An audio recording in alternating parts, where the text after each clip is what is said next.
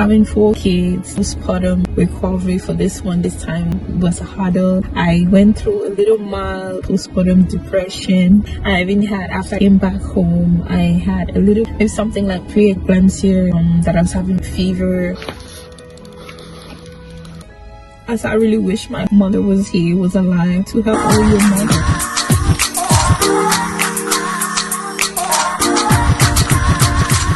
Bless them, my love. Thank you so much for tuning in. If you're new here, welcome. My name is Chantal. We do everything beauty, lifestyle, motherhood over here. See another day. So this video today is a live update. It's been a minute, okay? It's been a long while since you guys saw me here. Life has been lifing. Things have been happening. You know, had to slow down and take a little break. It's been a while. As you all know, I just gave birth to our 4th baby. I shared the journey at birth delivery here with you all, and that has been the main reason why I had to take pause, you know, to slowly get back into posting content again regularly. And embracing 4 kids right now is not easy with no mother, father. It's been wild, but it's doable. God has been so gracious and so good to us. That's why I'm here to share testimony and to also share with you all like what life has been without you all. I have a lot of content and things that we have to catch up on. A lot of beautiful things has been happening, both ups and down, and go ahead to inspire, encourage, and just testify of God's goodness, that He is the awesome God, the great provider, covenant keeping God, the faithful God who is always there for His people no matter what. And if you just rest in Him, He's always there at all times. Our lives is definitely a living testimony, and we are here to testify. It's always good to share your story, so that way it goes out to, you know, encourage and touch somebody's life out there who might be down, you know, give people a hope that at least if my turn is coming, even though maybe the situation you find yourself right now, you don't have to feel like question or ask yourself like, is God still alive? Is He seeing my situation? Is He with me? Yes, He is with you. He might not be doing things your way right now because His will is the best way for us, and at the right time and season He will definitely meet you at that point in time where you're going to blossom, all to His glory, and everything is all to His glory. Okay, it's been a hurdle, like adjusting to motherhood in general. Having 4 kids, like postpartum recovery for this time was a hurdle. I went through a little mild postpartum depression. I even had, after I came back home, I had a little, maybe something like Preeclampsia, that I was having fever. When I came back, and it's been an amazing journey so far. Like it's already 1 year, you would not imagine, but I have things that I'm gonna still share with you all, like go maybe to teach somebody a lesson, to testify, and then also encourage mothers out there, so you don't feel like you're left alone in that situation, that there are people who are going through the same thing, and that your feelings are definitely valid. Be rest assured of that. So I would like to backtrack a little bit. So from the time we found out that I was pregnant, my goodness, I found out I was pregnant with Akila Mother's Day, that's 2023. But after having Akim, our 3rd baby boy, Akim, we were done for sure, and we put measures in place. We don't want any more babies because we know our capacity and strength was 3 babies.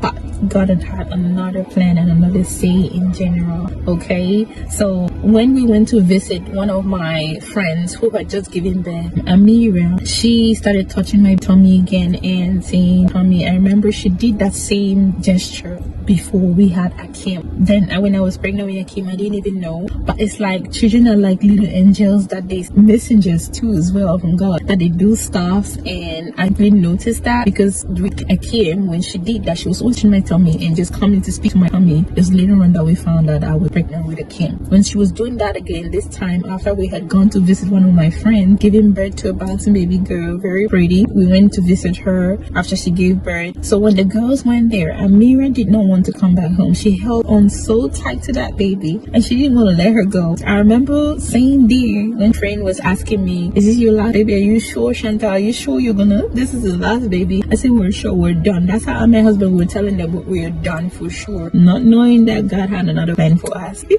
So when we got home the next week, Amira started touching my tummy again. She started doing that same gesture, and when I saw that, I told my husband, we didn't really take it serious because we had already put measures not to get pregnant. God proved it wrong, And on Mother's Day, I was not feeling fine. When I came back from church, I just told my husband, I haven't seen my period, that I've been feeling really off lately. So he had to go get the pregnancy strip. So we brought it. I went to the bathroom, peed, and just left pregnancy stuff there. Came out, and I told him to go check when the time was right to go check, to go take a look. And when he went there, take a look, and he just screamed and said, Shanti, Mama Mia. That's in broken English. Mama Mia. It therefore means, if I only look and say, them say, you carry belly.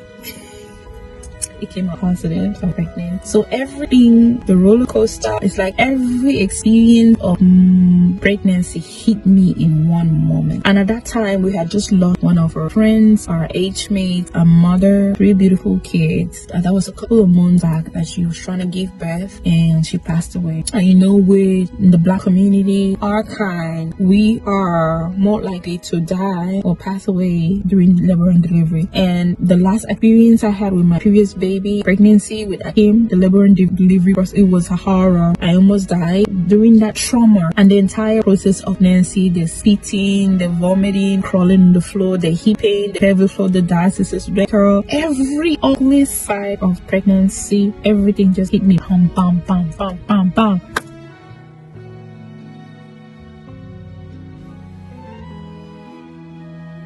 I was like, Lord, I just burst in tears. I started crying, and my husband had to hug me, and he was like, God got us. We've been doing it with the other kids, 3 kids. We can do this. I was crying so hard. I was like, how are we gonna do this? How are we gonna take care of 4 kids, just 2 of us here in the United States? And I said, I really wish my mother was here. I really want my mother right now. And as I really wish my mother was here, was alive, to help his mother, to help with the kids.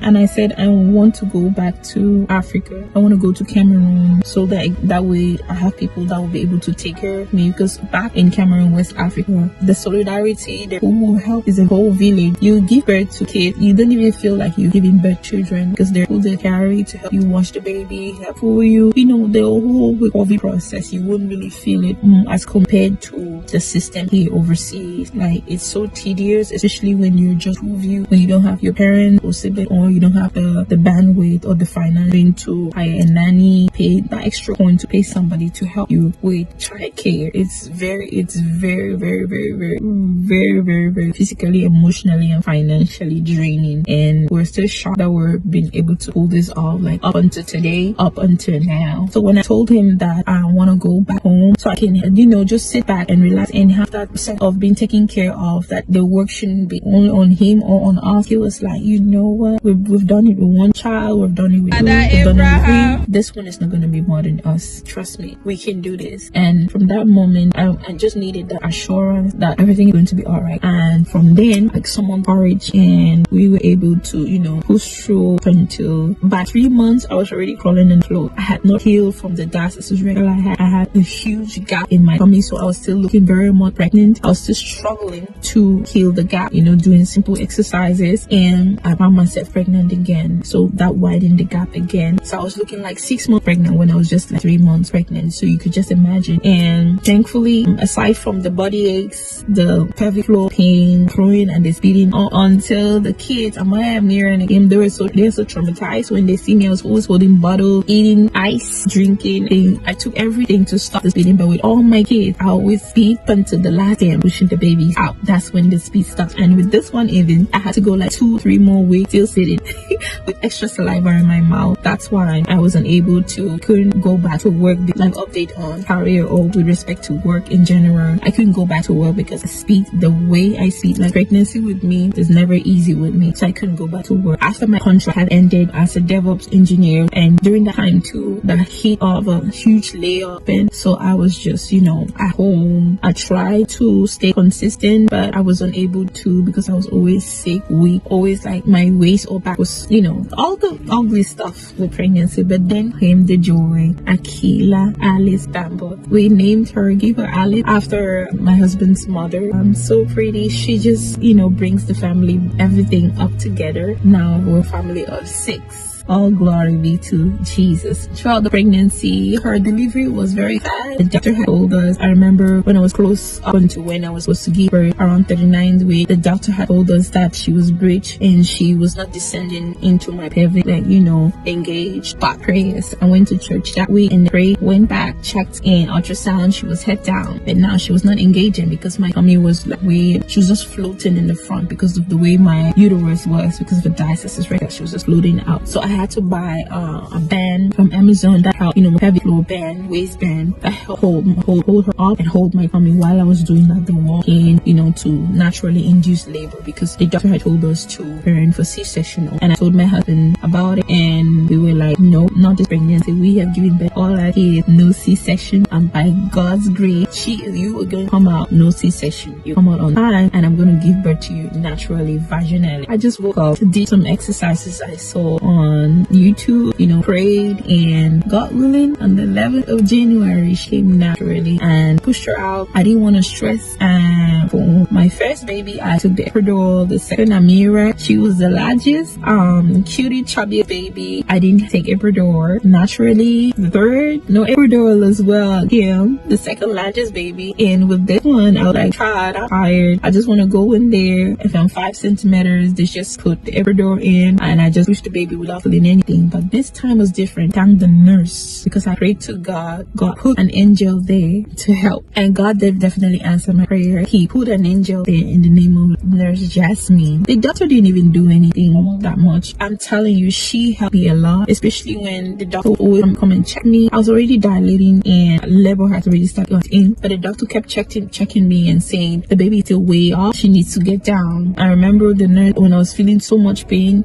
I requested for the epidural, and they came and they put it. It got to a point where my leg, I could no longer feel my leg or feel anything. When for those who have given birth vaginally, there's a wave of contraction that hits you, and you can feel it when you say, oh, I want to poop, or I want to pee, or I want to use the restroom. That's the baby coming down. And at that point, after I had the epidural put, I couldn't feel anything, even the contractions, or to even know to push. I was just lost. It's like I lost my will.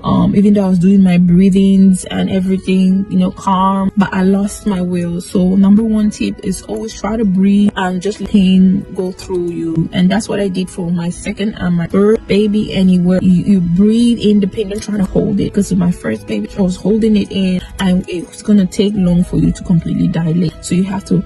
That's what I was doing. This is my breathing. But when they gave me the epidural, I couldn't feel my leg. I couldn't feel anything. So when they tell me to push, I didn't know. I was just lost. It's like I was blindfolded, and she had to reduce the amount of epidural that was being put into my system, and just shut it completely. I said, I want to feel the pain. I really want to feel the pain, because when I feel the pain, I know when it's time for me to push. I could feel the pressure. But when I don't feel the pressure, and then they're telling me to push, and then they said, no, nothing is happening. I could feel it that nothing was happening. And that was fake. I started feeling the pain again, and I pushed her out, after 2 push, and she was little tiny. She's the smallest actually.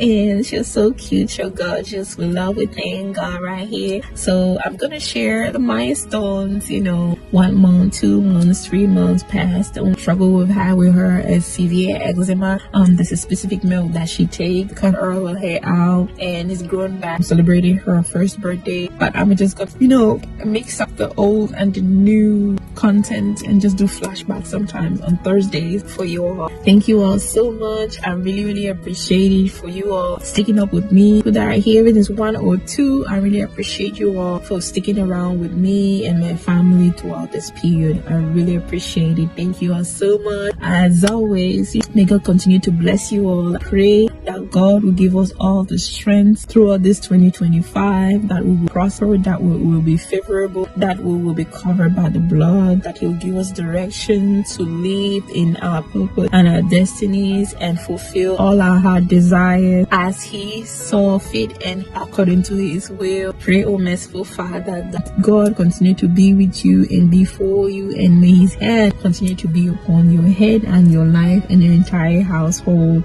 And may you be encouraged, have hope, May our story inspire you. This is our limit. We've told God you can now bless our neighbors. Our hands are full. Thank you so much for your blessing. Children are indeed a blessing. Indeed a blessing. For all of these children that have come, He has always provided. Either promotes my husband or bless us with a new job. And I thank God for that. And with respect to me, I've been a homemaker for the past years now. That's why I do YouTube now on the side. So I'm also studying now. I'm a student and I'm doing content creation as part-time. I'll still be sharing the things that I do for the kids here. As always, for those of you who are following me in respect to natural hair, on how to take the kids hair, I'll still be sharing tips and tricks and reviewing products that are out there, new products that are out there, that share my honest opinion about things in hair, review, clothes, fashion, beauty, makeup stuff, and vlogs as well. I'll be throwing in some vlogs here and there,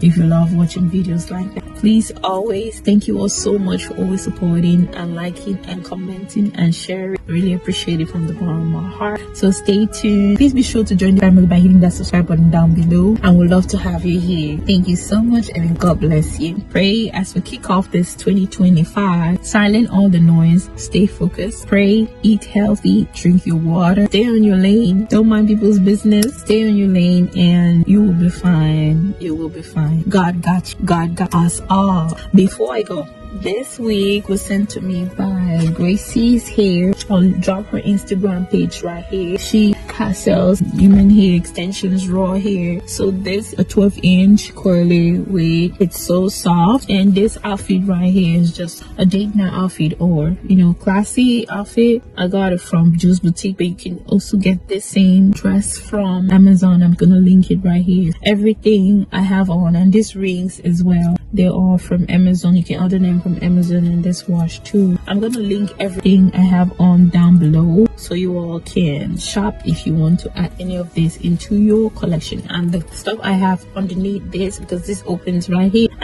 so there's a specific type of bra you need to have on to wear this dress with. So I'm gonna link all of that as well down below. Just let me know. Thank you all so much. I love you all from the bottom of my heart. As always, love you all, and God. Bye guys. See you guys in the next one.